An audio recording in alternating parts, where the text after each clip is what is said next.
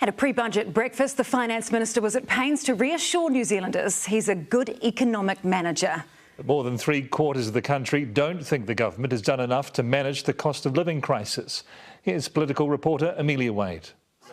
The Finance Minister really wants you to know he's sensible with your taxes. We're controlling spending, keeping a lid on debt. It is now time to move back to a position where we have clear fiscal rules.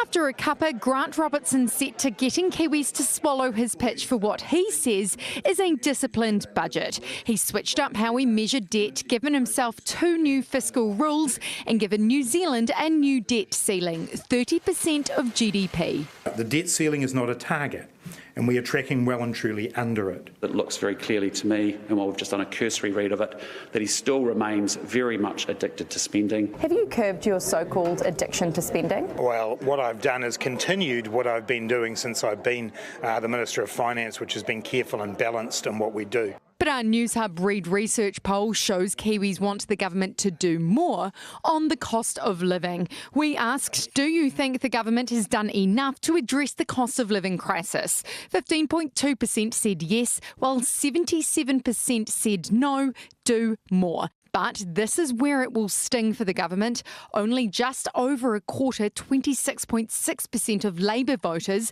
think they've done enough, and 60.1% say no, the government hasn't done enough. Print money, spend, and those are just not helping the cost of living. We're a family of 6 and it's pretty hard sometimes.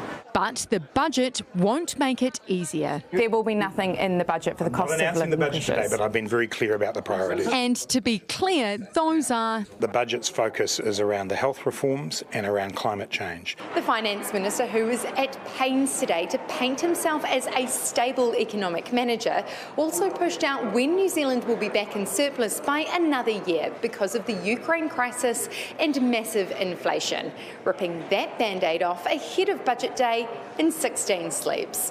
Amelia Wade, Newshub.